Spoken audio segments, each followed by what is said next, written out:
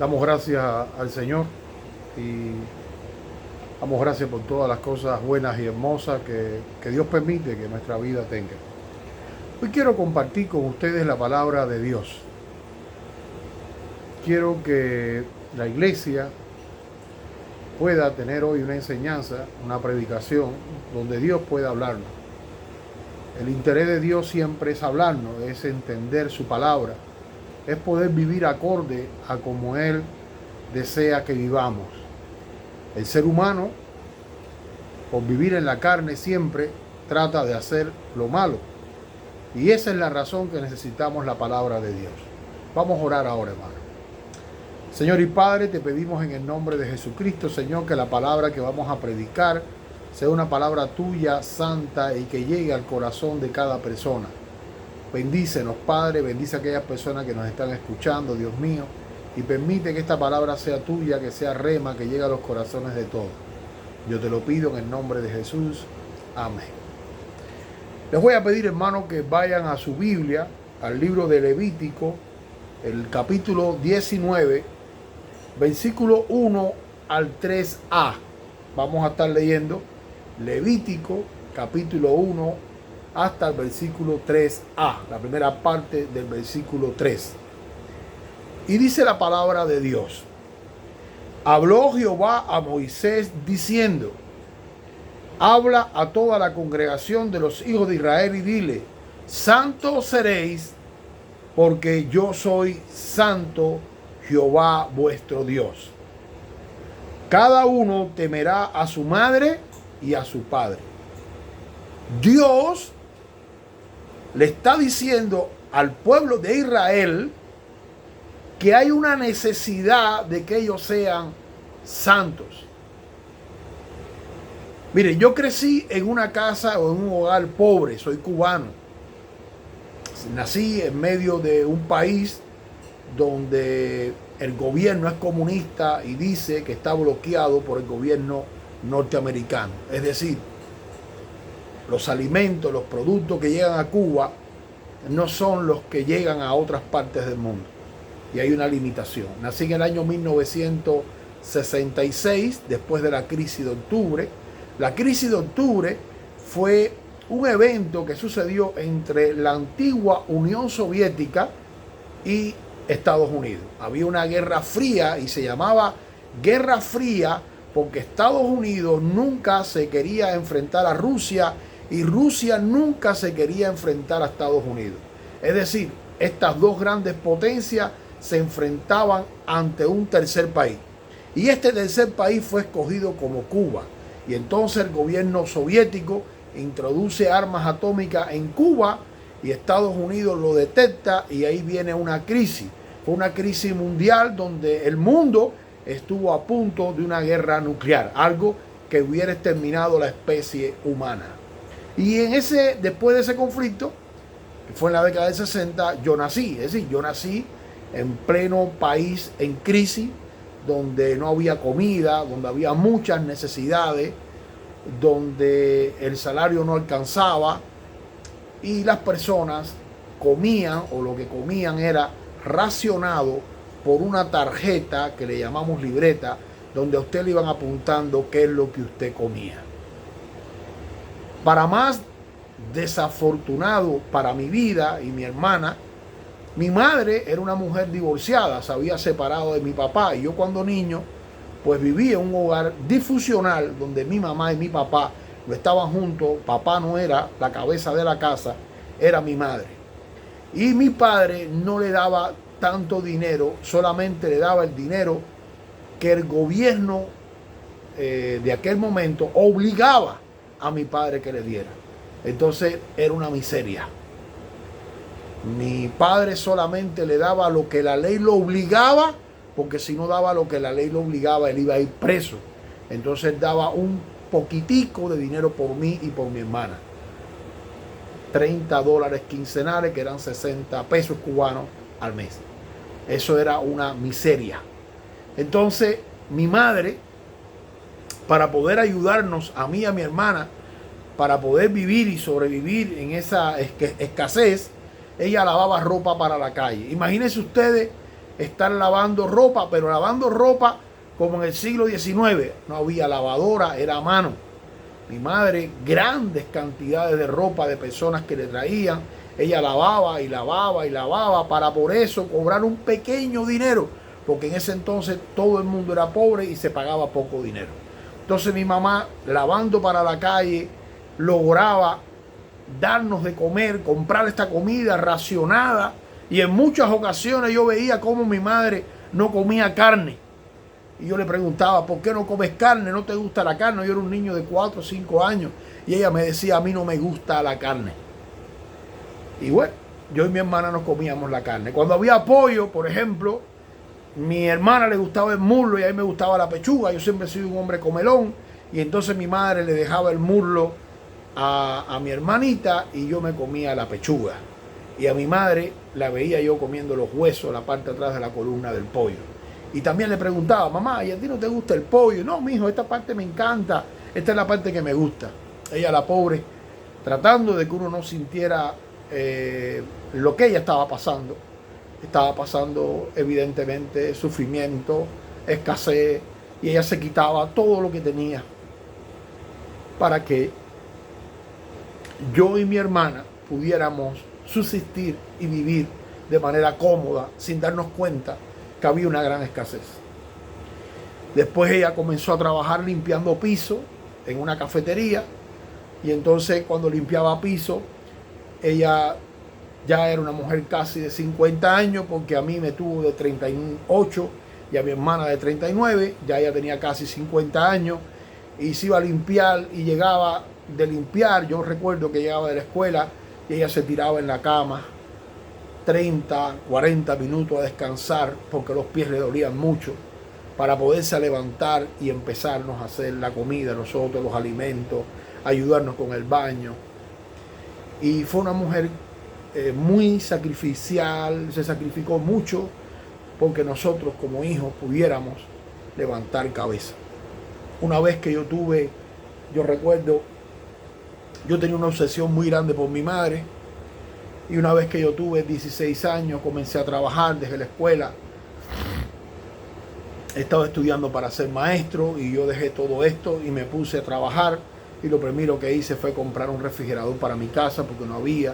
Después compré un televisor, le compré una lavadora, le compré un juego de muebles, y siempre, a pesar de que en algún momento en mi juventud tuve una pareja y me fui a vivir con ella y no estaba viviendo en la casa, yo siempre suplía las necesidades de mi casa, porque yo veía a mi madre tan sacrificada por mí cuando yo era un niño, que me lo dio todo, me ayudó en todo, y yo no pasé trabajo ni necesidades, que cuando ya yo era un joven, yo quería de manera natural ayudar a mi madre. Yo no era cristiano, no conocía a Dios, no conocía a nadie, pero en mi corazón había un agradecimiento hacia mi madre, porque ella lo había dado todo. A pesar de eso, mi padre, cuando yo tenía 17 años, cayó preso, y la única persona que lo fue a llevar a la cárcel, la comida, fui yo. Yo fui el único que fui a verlo a la cárcel durante 5 años. ¿Por qué? Porque era mi padre. A pesar de todo esto, era mi padre. Entonces yo mantuve una conducta de este tipo sin conocer a Dios, sin nadie decírmelo, no había ordenanza de nadie. Ahora, Dios le está hablando a Israel.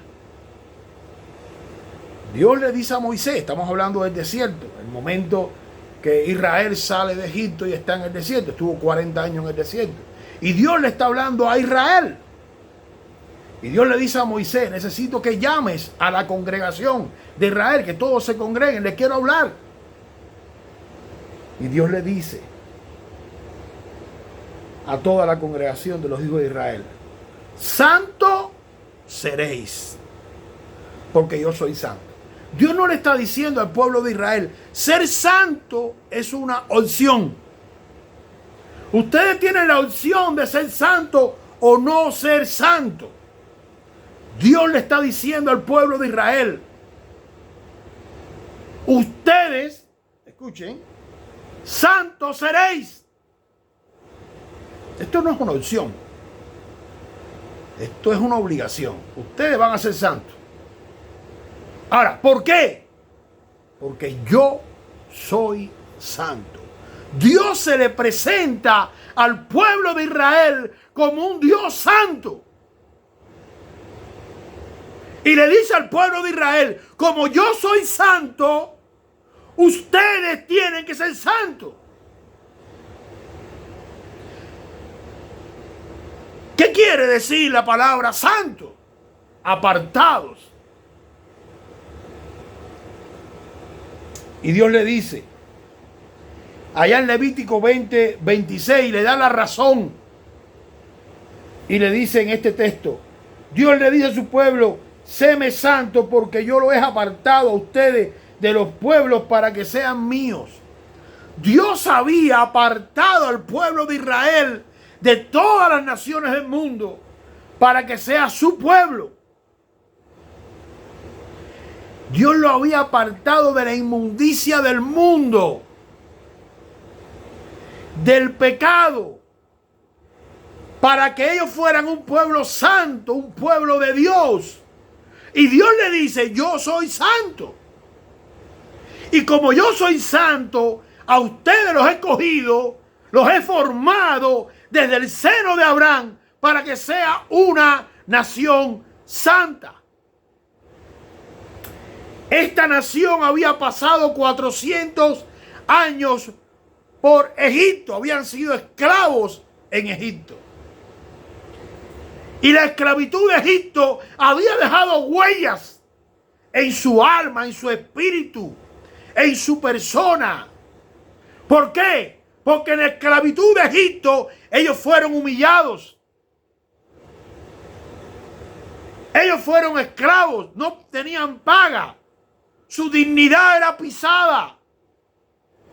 Y los hombres y mujeres israelitas allí en la esclavitud de Egipto tenían que trabajar de sol a sol.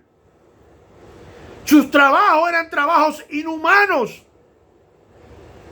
Y me parece estar viendo a un padre y a una madre israelita llegar a la casa después de haber trabajado de sol a sol en el desierto, cansados, muertos, y ponerse a preparar los alimentos para sus hijos y para su esposo. Ver a esa mujer israelita y a ese hombre israelita cansado, muerto, molido, porque era un esclavo y arriba de eso no recibía paga, no tenían esperanza ninguna, no había nada que los pudiera aliviar el dolor, solamente quizás llegar a la casa y ver a sus hijos riéndose, porque los niños son inocentes, ver a los niños jugando con piedra, con palo, y ellos entonces, la poquita comida que tenían, porque eran esclavos, hacerla de manera minuciosa para que sus hijos no sintieran lo que estaban pasando ellos como esclavos. Y aquellos niños se alimentaran. Muchas veces estoy seguro que el padre no tenía para comer él. Y tenía que reducir su ración para que su hijo comiera, se llenara y se sintiera satisfecho y pudiera dormir. Lo mismo la madre. Ella tuvo que apartar un poquitico de comida para ella, porque al otro día los dos tenían que salir a trabajar de sol a sol, 7 días de la semana. No había descanso. Una vida agobiante durante 400 años. Entonces Dios se encuentra con este pueblo en el desierto y Dios le dice, es necesario que ustedes sean santos. Este Dios ya se lo había presentado. Ya este Dios había hecho milagros. Le había dado el maná, los había alimentado. Los había protegido en el desierto. Ellos se rebelaron. Formaron la idolatría, trataron de regresar a Egipto. Pero Dios, como un padre, resistió. Los amó, los cuidó, los soportó. Y ahora Dios le dice, es necesario que ustedes sean santos. porque yo soy santo. Y en el versículo 3, Dios le dice una segunda condición por la cual ellos debían ser santos. Es decir, tú tienes que ser santo porque yo soy santo. Esta es la primera condición. Pero para tú ser santo, en el versículo 3 le dice, cada uno, en el original hebreo dice, cada hombre, cada persona tiene que temer a su mamá y a su papá.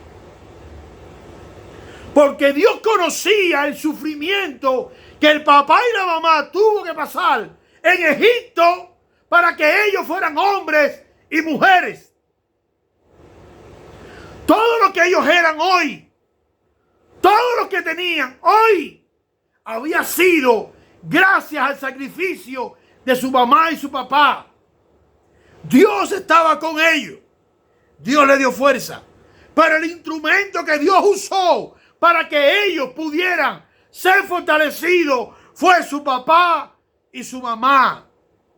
Y ahora Dios le dice en el desierto, la segunda condición para que tú seas santo es que temas a mamá y a papá. No dice a papá, porque es el que trabaja, dice a mamá y a papá. Teme a mamá y a papá.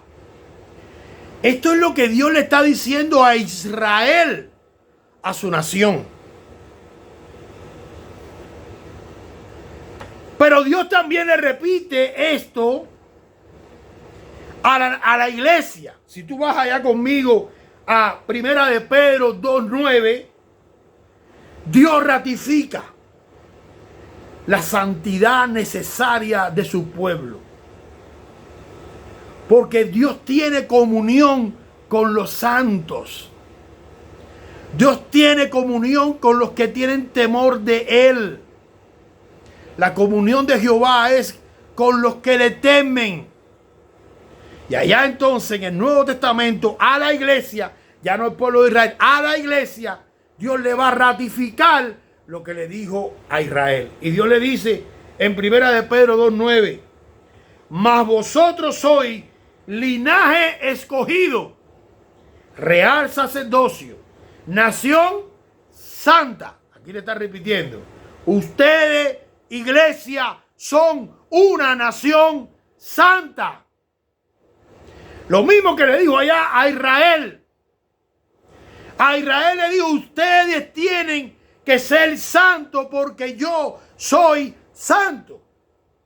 Aquí Dios le está hablando a través de Pedro y le dice, ustedes son mi pueblo escogido.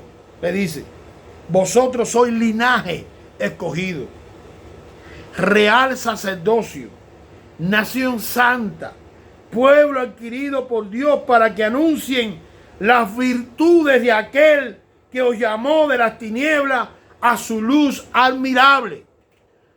Dios te llamó de Egipto, del mundo, para que tú anuncies la luz de Cristo.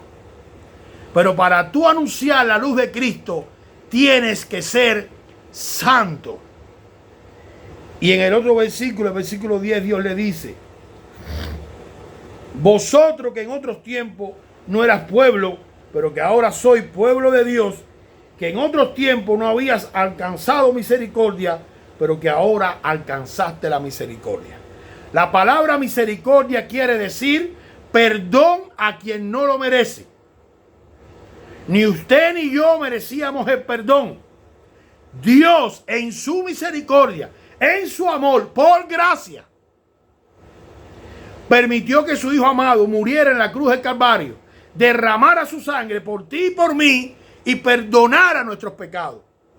Cuando tú llegaste a Cristo, que te arrepentiste de tus pecados, aceptando a Jesús como tu Salvador, en ese momento la gracia de Dios te iluminó y tú fuiste salvo.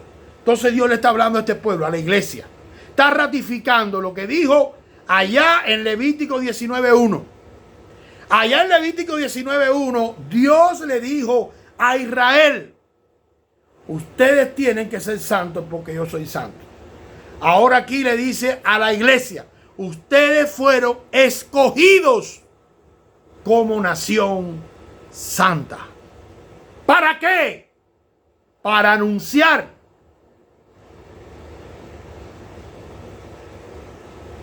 Dice, para que anuncien las virtudes de aquel que los llamó de las tinieblas a la luz, Jesucristo. La iglesia tiene que anunciar las virtudes de Jesús, el que nos llamó de Egipto, de las tinieblas, a su luz admirable. Cristo nos quiere santo, nos mira santo.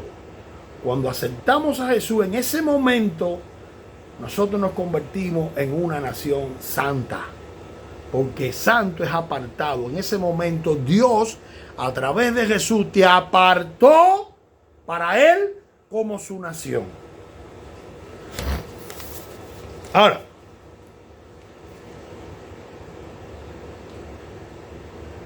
Dios quiere que Israel entienda que para ser santo tiene que honrar a su papá y a su mamá. No basta con apartarme para Dios, porque si mi corazón se aparta para Dios, pero no trato, no honro, no amo a mi padre y a mi madre, entonces mi santidad es falsa. No hay santidad. La santidad, Dios le está diciendo al pueblo de Israel, tiene una relación directa con la manera, con la forma en que tú tratas a tu padre y a tu madre. O a tu madre y a tu padre. Valga la redundancia. Ahora, cuando Dios le dice a Israel, teme a tu madre y a tu padre, ¿qué le está diciendo? ¿Que le tenga miedo? No. Aquí no se está hablando de miedo. Se está hablando de honra, de respeto a tu padre y a tu madre. Se está hablando de amor. Amar a tu padre y a tu madre. Se está hablando de cuidar a tu padre y a tu madre. Cuidar a los que te cuidaron. Honrar a los que te honraron. Ayudar a los que te ayudaron sin poder. De eso Dios le está hablando a Israel. Hace un tiempo, conversando con una persona que se considera cristiana, de manera insensible me dijo, ustedes, las personas viejas, le reclaman a los hijos que los hijos tienen que ayudarlos y ocuparse de ustedes. Es como si usted estuviera chantajeando a sus hijos que le tienen que pagar todo lo que ellos hicieron por ti o lo que tú hiciste por ellos cuando eran niños. Dios no está diciendo eso. Dios no está diciendo que los hijos tengan deuda con los padres. Dios no está diciendo que tenemos deuda con Dios porque Jesús murió en la cruz. Dios está diciendo, teme a tu madre y a tu padre, porque es lógico que si tu padre y tu madre te ayudaron en tu niñez, hoy, por amor, no por obligación, por santidad, no por obligación, tu amor hacia tu padre y tu madre te lleve a cuidar de ellos. Porque no somos animales. Los animales no razonan. Tienen otros principios. Pero nosotros los cristianos tenemos temor de Dios. Tenemos temor a nuestra madre y a nuestra padre. Somos santos. Y uno de los principios que Dios establece para la santidad es no ser animales. Es amar, temer, honrar a nuestro padre y a nuestra madre. Y es interesante, porque esto Dios se lo ratifica a la iglesia. Todo lo que está en el Antiguo Testamento, Dios lo ratifica a la iglesia. Y allá en Efesios 6, 2, 3, Dios va a repetir lo mismo que dijo en Levítico 19, 3 a la iglesia. Lo mismo que le dijo a Israel, se lo va a decir a la iglesia. Porque la iglesia, recuerde que es un pueblo escogido por Dios. Dios escogió a la iglesia. Y dice, honra a tu padre y a tu madre, que es el primer mandamiento con promesa, para que te vaya bien y seas de larga vida sobre la tierra. Dios le está dando una promesa a la iglesia. La iglesia es llamada a ser santa. Y uno de los requisitos de ser santo es temer a tu papá y a tu mamá, honrarlo, para que te vaya bien. Mi mamá todos los domingos nos llevaba a mí y a mi hermana a ver a su mamá. Nosotros todos los domingos íbamos a ver a mi abuela. Allí le daba un besito, jugábamos como todo niño. Pero mi madre todos los domingos iba a ver a su mamá. Nos llevaba a nosotros para que viéramos a nuestra abuelita. Y nosotros felices, como niños al fin. Mi madre honró a su madre. Mi madre amaba a su madre.